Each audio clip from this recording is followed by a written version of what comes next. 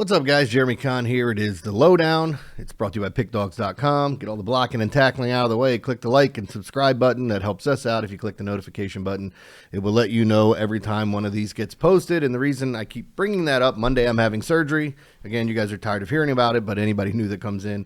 So if you end up liking the podcast and want to watch it, I will be on about a 2-week hiatus somewhere around there. And then right back, getting ready to finish up baseball season, diving into football, college and pro. It's going to be so much fun. But yeah, a lot going on. Yesterday was a good day for me. It could have been so much better. Man, it really sucked. I shouldn't say yesterday. Thursday or Friday should have been a better day for me. So I ended up having my top play was the Orioles and Cubs under. I gave that out for free on the podcast. It was 1-0. And then there was obviously the discrepancy over. I liked the Mets under, and then my weather algorithm liked the over. And then ultimately I switched my bet because I trusted the algorithm. I looked at the money coming in. Total was 7.5. Total was 7 going into the ninth. Bases loaded, and it finished at 7. So if you went in early and you saw Mets under and didn't come back to see that I liked the over, congrats. If you switched, I'm sorry. Got that one wrong. But it's one of those ones, too, where there were plenty of opportunities to get in runs. Just didn't go the way I thought it would after all that research. But I digress. I'll get away from that. The other plays that I had, I missed my WNBA play as that game just turned into a shootout. And then on top of it, what was the other? The Phillies game just broke my back. It sucked, man, because like you had who was pitching yesterday? Ranger Suarez, or on Friday. Ranger Suarez had two outs. Gets 2 guys on base in the third, and then gives up a 3-run shot. And you're like, all right, okay. So then they go 3-0 all the way into the bottom of the 7th, and then they promptly score 6 runs after that. And the total was 8. Maybe you got it at 7.5. You might have even seen some 8.5s if you got it early enough. But that's where things went awry for me, and that was the one swing game that could have made my night amazing or my night crap. And the other thing I had, a lot of times I'll talk about prop plays. I loved Bobby Witt over 1.5 total bases. And I had the Nationals over as well. And you didn't even have to sweat that one. That was just, good God, were there some high-scoring games. Like, you watch the Pirates and Coors, and it was insane on Friday, the way that they were scoring. And then you see the end of that Yankees game, and you're going, oh, poor Caballero. To lose that game, and all the new bullpen pieces they brought in ended up having like a 9-run ERA when all was said and done. They all just came in and got gassed, man. So yeah, that was rough. I did like the Rays and Dodgers over, 5-0 game. And then I went back to the well on Saturday with the Rays and Dodgers over. My top plays on Saturday, if you guys like to recap some of this stuff and see how it's going, I like to tell you where my mind's thinking. The games have not started. None of these games are played. And even the ones that I think we're close to starting one, I don't even watch it. I have no TVs in this room, so I like to do this so everybody's seeing where I'm at mentally. And you can always check to see if I'm BSing you and go back and look at the results of my plays. But as far as Saturday, a lot of interesting stuff. I really liked Mike Trout Saturday night. I think he homers. I think I love the over 1.5 bases, and you're basically getting it even money, which I think is ridiculous. The only concern there is that they just walk the hell out of him, like he gets walked 3 times. But we'll see how it plays out. But I was back on the Cubs under, wind blowing in. Love the Athletics over. I had 6 batters in the top 20 in that game at the top of the algorithm list for hitters. So anytime I see that, it's going to make me take a second look at the over. It's not hard to look at the over in that Sacramento stadium, though. The wind seems like it's always blowing out. It's always fairly warm, so just something to consider there with that. I did like my total of the month in the WNBA was the Lynx and Aces to go under, and back on the National Brewers over. Those were some of my favorite plays. I'm just looking at it. I liked Alex Bregman over 1.5 bases. Just a couple things to kind of throw out there. Now, let's get into today. And as I said, I didn't even have a play officially on that. I talked about it yesterday with the Braves and Reds as they're playing at Bristol Motor Speedway. There was some rain in the forecast, and I just didn't want to mess with it when all was said and done. Still lean towards the over. I like the over. But as I narrow down my betting pool, that was one that I ended up crossing off. I think I had 6 official plays and a couple prop plays for Saturday. Let's get into today's games because I think there is a lot of interesting stuff here. And I'll just throw this out to you. We start off 11:35. This is is it Roku now? Roku game, I think. Because we had that stretch, I think I've talked about this before, where we had all those Peacock games, and no matter who it was, the games went over. They were all like 11-9, 13-10. They were ridiculously high-scoring games. That hasn't been the case this year, and I don't even buy into trends like that. I just think it was something that was weird that was happening. But 11:30 starts are abnormal. These guys aren't. I mean, you have the Patriot Day game in Boston that they start at like 11 o'clock. That's after the Boston Marathon or all that going on the same day. And the only reason I really know about that is that they're in the Orioles division. The Orioles have played in that. They actually had a Mother's Day massacre there one day where they just kind of coughed everything up. But as we look at the Astros and Red Sox, it's, again, playing 11:30 game. We've seen more of this on Sundays now that they're doing it, but it's not the norm. You will get shadows at Fenway Park. We'll have to see when they come in. But the thing that I like about it is it's a very good pitching matchup. As much as I'm not a big fan of Lucas Giolito anymore, I mean, hats off. He's having a great season, a fairly good season, I should say. I think he's been very, very solid.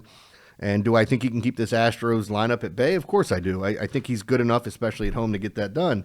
The thing that really intrigues me here is Framber Valdez. So saw the stat the other day. I don't know that it was a certain date, like May, whatever, 28th.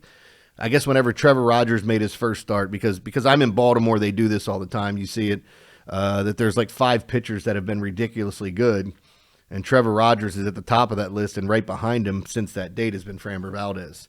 Ground ball merchant, guy gets you to pound the ball in the dirt, and I feel like his pitching style changed quite a bit when he added that cutter, and it just made him phenomenal, man. Like he's not a guy necessarily. He can come out and strike out 8 to 10 guys, but I don't think he cares about that. Like, he gets somebody on, hey, let's get this ground ball, and he always seems to work through it. I like the under here. It's 80 degrees. The wind's blowing slightly to left, and that could end up being something that ends up being more right to left than actual left field. It's not like, as I say, slightly. It's only a few miles an hour. So, as I said, I always take it over none if I like the over, but this one doesn't affect me either way. I'm going to go to the under because I think the pitching matchup is good. Speaking of pitching matchups being good, this one isn't. Giants at the Mets, 84 degrees. Wind is in at about 5 miles an hour. It's a big ballpark in Citi Field. It's Carson Whisenhunt versus Frankie Montas Jr. Whisenhunt has an ERA over 7. I think you're going to see more of a bullpen game from the Giants here. Honestly, it looked like the Giants are going to a bullpen game on Saturday, too. So we'll have to see how far Carson can go in this game against the Mets. And with Frankie Montas Jr.,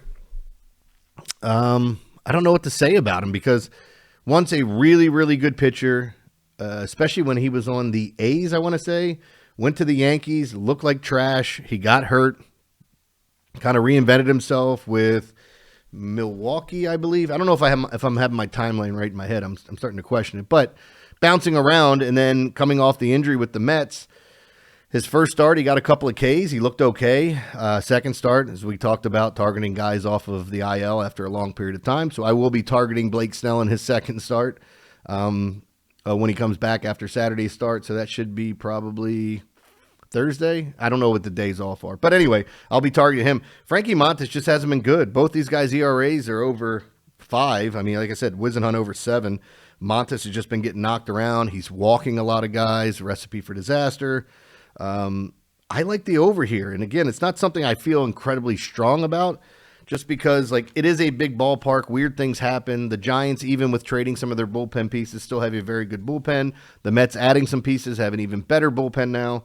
So that's where it's like I get a little pause from because if these guys go out, I still think the bullpen's strong enough to limit damage. But we shall see. My lean for this play would be on the over in the matchup here. All right, D-backs and A's. I definitely wanted to talk about this because, so a couple things. J.P. Sears got traded. This would be his normally scheduled start. He would have pitched on today. Sorry, I feel like I got something in my eyes, and I can't stop yawning. 80 degrees, wind is out at about 8 miles an hour. As I said, every time the Athletics play, it feels like the wind is out. Could end up going from wind out towards left and center. So it's not dead center, but still it's a help. You think about that with right-handed bats, it'd be great.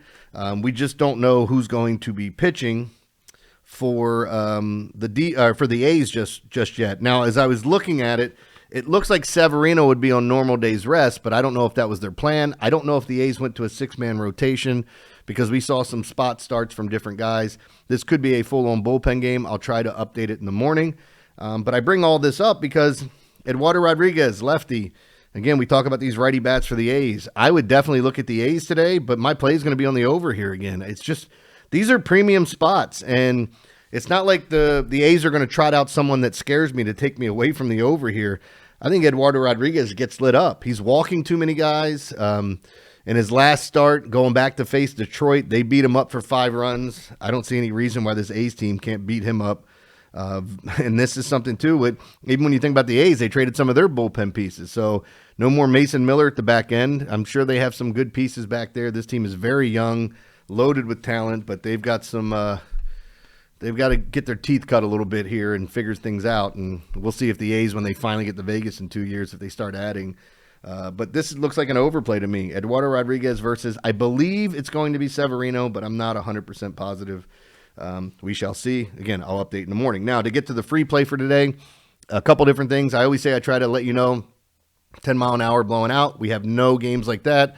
I don't think there's any games today unless something changes from now until tomorrow morning with a pop-up shower that has any type of precipitation or has any chance of getting postponed. I didn't see much. There might be some light rain in some forecasts, but again, that's not going to affect you all that much. Now, I want to talk about the nightcap because this is one of the best pitching matchups on the board, and I don't know if we would have said that at the beginning of the year. But as I look at it, we have the Detroit Tigers versus the Philadelphia Phillies. The Tigers gave up a minor league player to go get Charlie Morton right at the buzzer.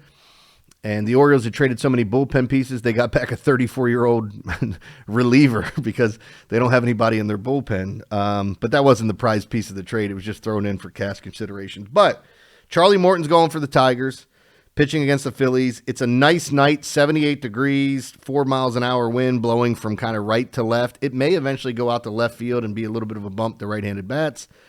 I don't know that we're going to see that per se, but it's Christopher Sanchez versus Charlie Morton, and it's a great pitching matchup. Sanchez has been fantastic this year, and I have no problem going back to the well, like 1.07 whip, I believe it's around, so he's kept the numbers low. His ERA's in the 2s.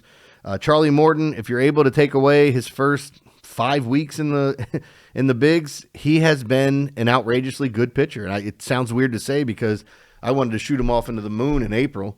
Guy was just god-awful. Every game he started, the Orioles lost. Every game he started, he gave up 5 or more runs. He had a whip over 2.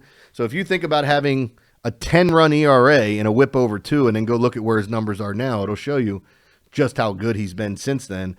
I think it's a perfect pitching matchup. I'm going to take the under here. Free play on the under. I will be on it tomorrow night. I just think it's too good of a spot to pass up. That being said, guys, make sure you're checking out all the premium plays over at Pickdawgz. Really appreciate you guys watching this. We're keep going over a bunch of different stuff. Like I said, once I'm back in the fold, we'll start breaking down some football. I might even go like division by division at the end of the podcast after I talk baseball, just to kind of give you some random thoughts, maybe some fantasy stuff that I'm looking at.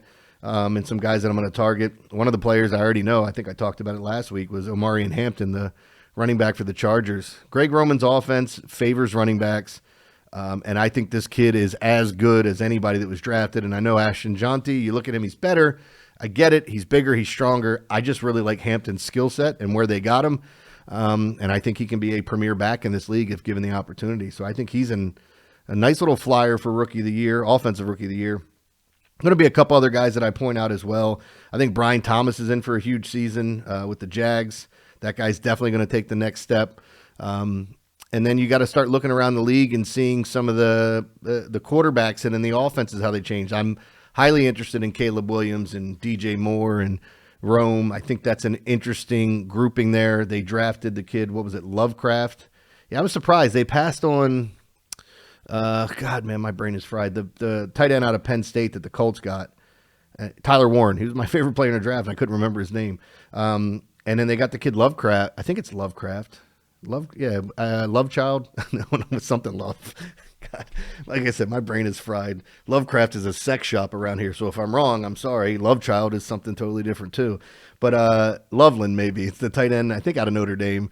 Colston, I don't even know why I tried to do this on the fly. Like I said, my brain is fried. It's just been a long, long week. But yeah, I mean, I think that offense definitely favors things. Ben Johnson is brilliant. The same way I think about Mike McDaniels down in Miami. I don't know if he's a good head coach, but he's a phenomenal offensive coordinator. So I'll be looking for some of those guys. But we'll talk more and more about it. But again, definitely check out the premium plays. Got some cappers over that have been red hot. I've had 2 straight winning days. We'll see how Saturday goes as I'm recording this before the slate's gone off. So hopefully putting together 3 winning days in a row. Triple plays have been kind to me, and hopefully we kind of get this baseball thing going a little bit more.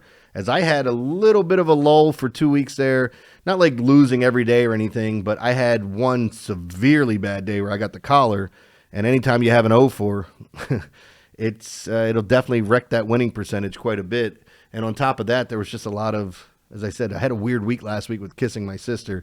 A lot of ties, a lot of pushes, including one night where I had 2, and then the next night I had 2. So, but I'll be back tomorrow. We'll do another podcast. I got a couple more of these before I go into surgery. So appreciate you guys watching, and we'll get a chance to talk tomorrow.